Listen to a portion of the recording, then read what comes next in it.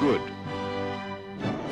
the evil, the danger, the daring. How may a mortal man face and defeat the Kraken? Clash of the Titans. Hey, buddy, watch this. All right, so let's take a look at some custom cards based on the Titans of Warcraft lore. Up first here, I have the big bad Titan of Warcraft lore himself, Sargeras. Also, the discard Warlock card that will inevitably make it into any given review. Let's just get that out of the way. This 10-mana version of Sargeras from Devo is an 8/4 legendary minion with a battle cry that reads, deal 1 damage to all characters for each card discarded this game, and it has a nice handy convenient little ticker there that says currently 0. I think this is a really cool idea, taking a discard mechanic and turning it into a really valuable tool, potentially a tool that could just outright kill your opponent, maybe a tool that's a board clear and a big swing. That might just depend on the deck, but you know, it also hurts you and your characters, so there is some risk built into this tool as well. You might accidentally kill yourself. This could also result in a lot of draws or tied games if you're like dealing 12 to all and both characters are under 12. That could be a little frustrating in some ways, but I think it'd be okay, and most of the time you'd be trying to use this to win. But of course, it's difficult to achieve this condition, right? Because you have to discard a lot of stuff. Particularly with cards like Cataclysm rotating out of standard format, it'd be a lot harder to just universally discard an entire hand. So it's instead like Deathwing, or just a few discards at a time. But nonetheless, this would help fuse that together, maybe giving you some kind of surprise tool, some special thing to just instantly win the game, which might be exactly what Discard Warlock needs, because clearly the long-term value plan of Lakari Sacrifice just wasn't getting there. Maybe got to go the other direction and just go for the win with a big-time punch. This version of Sargeras the Destroyer would make that possible. Moving on here, we have Freya from a mage old as dirt, and although not a Titan herself, certainly a Titan-based character. And this one's a 4/4 for Hunter, and it reads, shuffle the wild gods into your deck. So some neat lore there, Freya creating all these wild gods. And Hunter gets 3 pretty powerful beasts with this card, Ursoc, Ashamain, and Ursol. Ursoc is a 9/3 for 5 mana with Rush, so it's going to take some crazy trades. And it reads, after an enemy minion is attacked, deal 9 damage to it. So if that's on the board, that means anybody else that's attacking an enemy minion is going to deal an additional 9 damage. So not only can Ursoc take some pretty cool trades himself, but suddenly he can allow small things to trade up really powerfully as well. So this thing's all about creating an instant board swing with minions on board. Hunter can do that really well with things like Unleash the Hound or Spring Paw. Suddenly you got a lot of hounds and you got some Spring Paws attacking for 10 damage each, right? That's pretty cool as long as you attack with Ursoc last. Or in a pinch, you can just use him on his own to kill like a big Lich King style threat. Ashamain, on the other hand, a 5 mana 6/6 with Stealth and Death Rattle. Return this minion to your hand, so you get just a big body that can take a lot of trades and just keep coming back as a pseudo infinite resource. That's pretty cool. And then finally Ursol, a 5 mana 3/9 beast that reads Taunt and Battle Cry. Return all other friendly minions to your hand. They cost 0 this turn. So it's this Grumble that's actually even cheaper, right? With 0 mana and only costs 5 himself. So perhaps all kinds of shenanigans with Battle Cry cards are possible with Ursol, or even maybe some charge minions like Huffers could be kind of cool with Ursol as well. The combinations there are kind of endless. Now, all that said, these are 3 very strong cards, obviously each doing something a little different. Now you might say, well, Regis, that's a lot of really good cards for only 5 mana, but keep in mind, right, Freya herself is a pretty bad play. Typically, you're not just wanting to play a 4/4 for 5 mana. We see that with like Subject 9 and Hunter, yes, but that's drawing you things, not just hiding things in your deck, right? So it has a more instant value. Freya has a very delayed value. Now you can draw cards like these beasts with things like Master's Call if they were the only beasts in your deck. So maybe there's some combination there, Freya plus Master's Call, to give you all these cards, but that means you're not running many other beasts in your Hunter deck, and that could be difficult.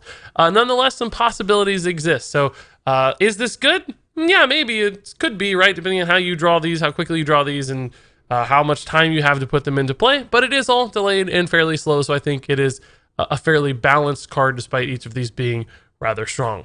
Up next here we have Azeroth, the Slumbering Titan from Eat My Soul Mass. a 9 mana 0/5, of course referencing the fact that Azeroth, the planet of Warcraft itself, is indeed a Titan. And the text here reads, the start of your next turn, transform this minion into Azeroth Awakened, or Death Rattle, add Azeroth Corrupted to your hand. So 2 effects here in this card can basically divert into one of 2 ways. Now, the first thing I'll say is I think we could actually trim that text down a little bit if I'm being, incredibly precise. I think I could just say awaken this minion or corrupt this minion, and then we could just understand what that means. That would make the text box feel a little cleaner. But despite that, I think the idea here is really, really cool. So one of 2 things will happen, right? If the minion is not dealt with, if the 0/5 is just left and your opponent doesn't resolve it, you basically get a Tyrantus. You get this Azeroth Awaken that's a 12/12 that can't be targeted. And that's, a big scary thing that's hard to answer. Alternatively, if this minion is killed, you get a card added to your hand as opposed to on board, which is Azeroth Corrupted, a 10 mana 6/6 that adds Cthulhu, N'Zoth, and Yogg-Saron to your hand. So the remaining old gods here would be added to your hand because they're corrupting Azeroth. And that's crazy. All 3 of those are pretty cool cards. Now, admittedly, Cthulhu might be hard to work with without Cthulhu support cards, but N'Zoth and Yogg-Saron would work just fine regardless of what your deck is shaped like. It's not that hard to get, N'Zoth value, particularly Azeroth the Slumbering Titan itself being a death rattle. So clearly you'd maybe add a few death rattles here and there if you didn't just automatically have them to empower N'Zoth. But still 3 very powerful and cool tools. Now, for the most part, I will admit that Azeroth Awakened is really not the result you want necessarily. Like a 12/12 on board isn't ideal, right? Like that, most people aren't just playing Tyrantus for 9 mana. In some cases it would be okay, but most of the time that'd be a pretty slow, bad sort of thing. But Azeroth Corrupted is kind of cool, right? Because you get all this value. Now, nonetheless, this is an incredibly low tempo play, right? You're not putting any meaningful stats on the board at all. So even if you kill your Azeroth Slumbering Titan immediately, to guarantee you get the corrupted version, and that's like your long-term game plan to get these really powerful Battlecry minions, that's still a really slow play. So despite all the raw value bundled into the corrupted version of Azeroth, you're going to have to do that in a really late game control deck and probably only in Control v Control matches. So that's maybe indicating this card's not going to be that powerful. I don't think this would be a card that you'd see in the meta often, but that's okay. That's real Hearthstone. Not every card is super competitive. Some are just really balanced and crazy fun and explore some great ideas.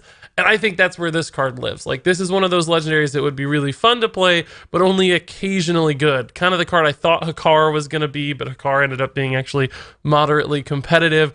But big, slow legendary that does something crazy and does something fun. That's exactly what Azeroth the Slumbering Titan feels like, and that's why it's on this list. Up next here, I have a card called Titan's Grip from My Name is For Real. And I'll admit this isn't exactly a Titan-based card, but Titan's in the name. Titan's Grip is a real effect in World of Warcraft, and it also uses the word Titan. So you know what? I'm going to let this one slide just because I love this card. It's got a fantastic name, good Warcraft reference. The artwork is perfect, so it fits. Just deal with it. It's a 2-mana spell for warrior that reads, combine 2 random weapons in your hand whose combined cost is 10 or less. And that's just so good, because if you don't know, Titan's Grip in Warcraft is where warriors are able to dual wield 2 two-handed weapons as opposed to normally just dual wielding one-handed weapons. So it's like you get to carry these 2 giant things, and that's exactly what Titan's Grip does. It takes 2 weapons, it fuses them together so you can equip kind of 2 weapons as opposed to just 1. And what that means is, you take a couple Fiery War Axes together and you've got a, 4-mana 6/4 weapon, which is good, right? You might say, well, that's not that much better than like Soul Thrays, for instance, but it's important nonetheless, right? Because there are those hands in Warrior where you can get stuck with multiple weapons, and they all have, 2, 3 durability, 4 durability, so it might take you 4 or 5 turns to attack with those weapons every time.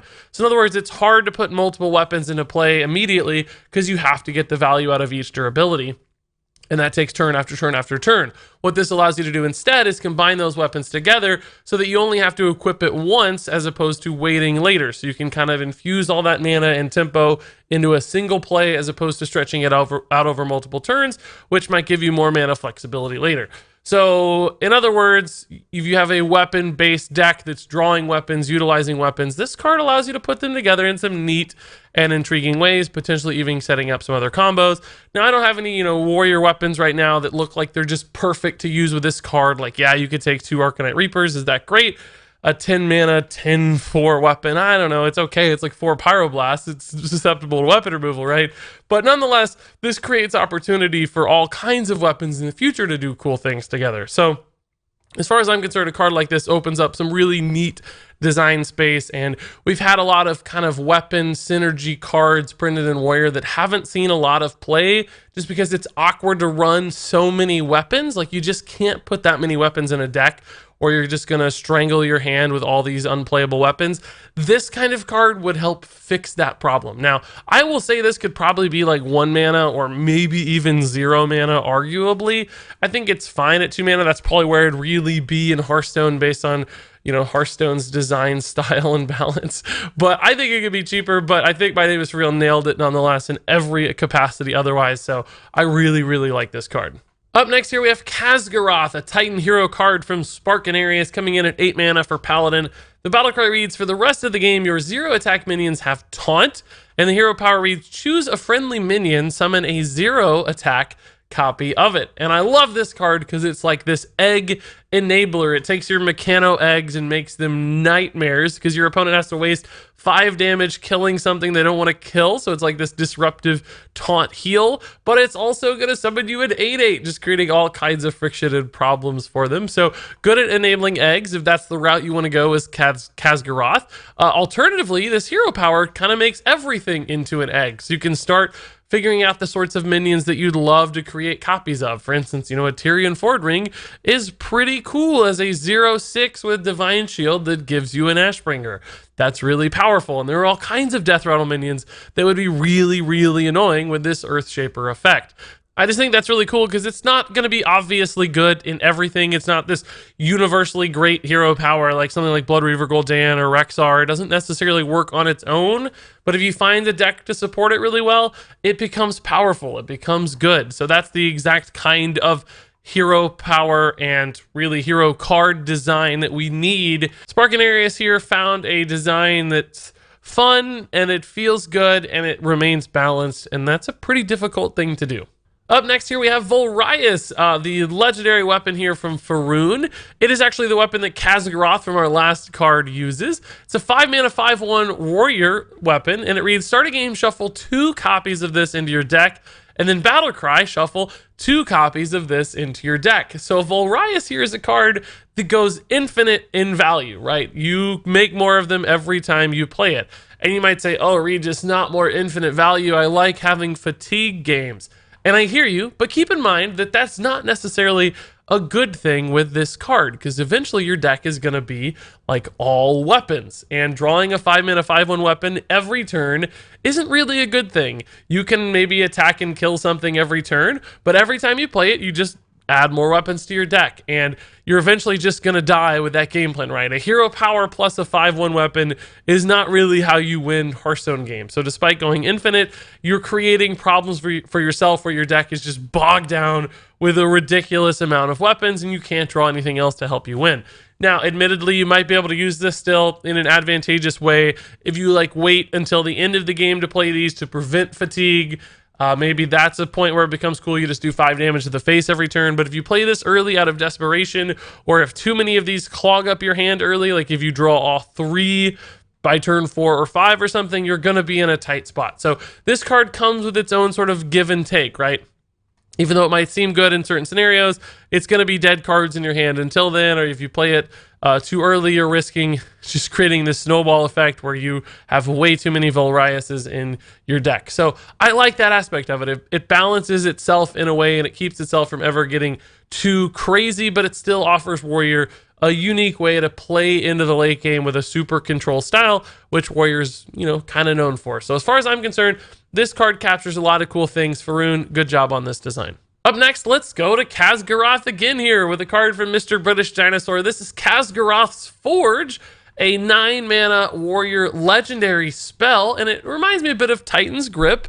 It reads, equip a weapon with stats equal to all your previous weapons. So we have here another card that's kind of fusing weapons, but it's fusing ones that have been played previously. So for instance, if you played like a Fiery War Axe on turn 3, and then you played an Arcanite Reaper on turn 5, and then maybe you played a Vulraiis on like turn 7, then what that means is you're going to have a weapon that has, 3 plus 4 plus 5 attack, or 12 attack, and then how many durability will it have? Let's see, 8. So you'd have a 12/8 weapon for 9 mana. And that's pretty crazy, right? Like, that's a Pyroblast to the face, or better, 8 turns in a row. And some people are going, oh my God, Regis, that's outrageous. You can't give somebody 8 Pyroblasts or better than Pyroblast. That's ridiculous, Regis. That's impossible. But, keep some things in mind, right? First off, weapons are always removable. We have very efficient and affordable weapon tech in Hearthstone. So a card like this could never really go absolutely crazy with all the weapon tech. Now, your immediate counter to that's going to be, but you already played 3 weapons. They're already going to use their weapon tech. Well, maybe. But again, keep in mind, playing that many weapons is not always a good thing in Hearthstone. You're not doing other things. You're potentially taking a ton of face damage because you're taking a lot of trades. Your opponent might just race you down. Certain decks won't care if you play Arcanite Reaper on turn 5. Those aren't the most defensive sorts of plays. So the better your Kaz'goroth's Forge is going to be when you play it often, the worse your turns prior will have been, because you're committing to too many weapons. And there's got to be some breakpoint, right, where it's like, is 2 Fiery War Axes enough to make Kaz'goroth's Forge good, or do I need to play 3 weapons? Is there ever a 2-weapon line where it's good? Are you fine to just play like Vulraiis, and that's another just big weapon, right? There's a lot of questions to answer there for where this thing starts to feel balanced, but again, I think that's kind of cool, and there are a lot of weapon warrior cards, synergy cards out there that just haven't been fully explored. So Kaz'goroth's Forge might give those the finishing oomph that they need. Normally decks need some kind of strong thing to make all of it worth it, and this could do exactly that. So I like the idea of just forging all these things together. That's something a Titan would do, take all these weapons and make a bit of this giant hammer, right? So for me, I think this would be pretty cool to see. It is a legendary too, keep in mind, so it's not something that's going to be super consistent necessarily. So finding the deck that supports this well and isn't too susceptible to weapon removal or freeze effects or all kinds of things that can shut out warrior weapons, that's a cool challenge and something I think would be a nice and fun thing to tackle in Hearthstone. Moving on, we have another version of Sargeras, this time from Skeletris. This one's a 10 mana 15/15. And I love that he's so big, because Sargeras is really one of the biggest, baddest dudes in all of Warcraft lore. So bigger than Deathwing. Yeah, that makes sense. 15/15 is an awesome stat line. And his death rattle reads, for the rest of the game, whenever a player draws a card, it deals 2 damage to them. So once Sargeras dies, you're kind of putting this clock on the game where everybody's taking a ridiculous amount of damage. And I think that's cool for a couple reasons. That just feels very Sargeras-esque, just this ultimate bad guy, and he's eventually going to kill you. He's eventually going to wear you down just because he has the Burning Legion at his side. So many resources. That's cool. Now, beyond that, I think it's neat because it does punish certain kinds of decks more than others. So things, that perhaps are trying to draw a lot of combo pieces. So cards like OTK decks that are just drawing through their deck at a rapid rate. Sargeras is going to start to punish those really quickly. I think that's neat. It also makes, late game control fatigue style battles pretty scary as well. You have to start doing a lot of math about when you're drawing your cards and how that's all adding up. So it's a bit like Hakar in a way where it just puts this clock on the game, but it does it in this universal, unavoidable way, which I think is really cool. Now, that said, of course, Sargeras can be silenced, so it's not like the death rattle is guaranteed to go off, but he's still a 15/15, so he remains a threat in his own right. The question, of course, for a card like this is, how are you going to have time to play this? It's hard sometimes to just slam 10 drops, even though this is a big one. It doesn't clear the board. It doesn't stop your opponent's game plan. So it is delayed in a way, and pretty low tempo play. So it's more of a long-term grindy style play. So certain decks would be able to utilize this better than others. What that means is here we have a card that adds an interesting element to the late game of Hearthstone without feeling ridiculously overpowered or feeling too fast. If anything, I think this might actually be a weak card. But again, that's not a bad thing necessarily. Weak, fun cards like this are pretty cool, and it's exactly how the Hearthstone design team balances cards. So for me, this version of Sargeras the Dark Titan looks real, and it feels awesome. I think this would be a great card to see in the game. Moving on here, we have Norgannon from The Great Gaming, a 10 mana 5/10 for mage that reads, has spell damage +2 for every secret you control. And I really like this card because I think it's like a healthy version of Malygos. What I mean by that is that Malygos, this universal +5 spell damage, creates a lot of interesting problems in Hearthstone, just because if you can cheat it out, play it cheap, you can do some really crazy, scary things. Norgannon has the similar kind of upside, and perhaps even higher upside than Malygos, but it has conditions built into it, because you have to control secrets for it to be good. So I like that aspect, because it's a little bit harder to make it work, but when it works, maybe you can just go absolutely insane. And you might be thinking, Regis, how on earth can I make a card like Norgannon work? It's 10 mana, I can't play anything else alongside it. So even if I have the spell damage, what does it matter? Well, there's a couple interesting ways to make this thing work, right? The first thing that comes to mind is perhaps Luna's Pocket Galaxy. If you could reduce the cost of this down to 1 mana, suddenly you could play a couple secrets alongside it. You get maybe like +4 spell damage, and you still have some mana left over to utilize spells. Beyond that, if a card like Norgannon survives on board and you have full mana to work with, that's really scary. Now, the same thing could be said for Malygos, of course, but with Norgannon, that's fine. That's another way that it can do things. And Mage, with all kinds of freeze effects and stalls and ways to protect their minions, can perhaps make that possible. And then even secrets themselves can help protect Norgannon. If you think about things like Spellbender or Counterspell, for instance, maybe your opponent doesn't have a way to efficiently remove Norgannon, and that sets you up nicely as well. The other challenge for this card, of course, is keeping the secrets from being activated. Like, you might not want your secrets to go off, and that won't necessarily always be easy to do if your opponent suddenly has an incentive to proc your secrets. But even that can be good, because then you get your value out of your secrets that otherwise your opponent was just ignoring. So there are all kinds of little interactions here that this card creates, and little moments and little stories that I think are pretty cool. And the upside there to do scary things still exists. So if somebody finds the perfect combo, a card like this could be really, really fun. Otherwise, it might not be that great, and it's just good off random effects and fun occasionally. I don't think every deck runs this. I don't think every secret deck runs this, but those out there that are willing to try to make something really cool and fun out of a card like this, I think it would be really neat to see. Up next, we have another card from a mage old as dirt. This time it's Setesh, a 4-mana 4/4 Warlock legendary minion. The battle cry reads, destroy all friendly minions and then destroy a random enemy minion for each destroyed. So you take a trade here, trade off your 4/1/1 tokens, and in turn kill your opponent's giant board of Master Oakheart taunts. That is the best feeling in the world, I would think, for a, maybe zoo style deck. But it's incredibly flavorful for Warlock, sacrificing your stuff to deal with your opponent's stuff. I guess Shadow Flame comes to mind most immediately.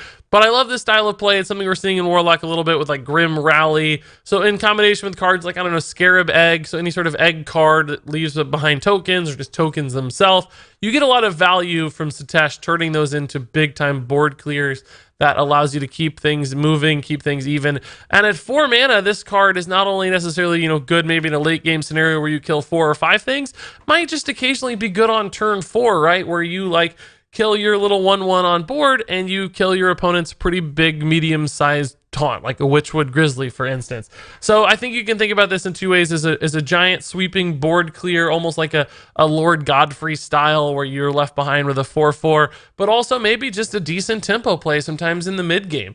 And at only 4 mana, that still leaves you a lot of opportunity to follow it up with other strong things to do. So I think this card's really powerful in some ways, balanced, of course, in others, because it does take some self-sacrifice on your side of things, and it doesn't always work because you need a lot of minions on your side of the board to make it good. So there are a few checks and balances here on the power level of this guy, but it just feels so much like a Warlock card. Frankly, it looks like a Warlock card because the purple coloring here is perfect. The name, the character reference, it's all lining up wonderfully for me. So I think this is a really, really strong design. And there you go, folks. That wraps it up for this custom card review. Now, that said, I'm always curious what you guys think about these cards. Did I miss some absurdly cool, crazy interaction that's going to make one of these overpowered? Let me know. I always do. Probably did this time too. I just want to hear all your thoughts. But also, I want to let you know about the next custom card submission period. Starting right now, you can submit cards for the next week or so. And the theme this time is going to be legendary quests. So we had quests in Journey to Kaz'goroth. They're rotating out. I have a feeling we're probably not going to get more quests incoming with the next expansion, but I'd like to see some more legendary quests. So I want you to design a quest. You can get all the details on submitting your next card using the link in the description below to the submission form. It'll have all the details that you're looking for. I hope you'll submit some cool stuff. I always enjoy looking at them. But Until then, thank you so very much for submitting all your cards. Thank you so very much for watching. And until next time, game on.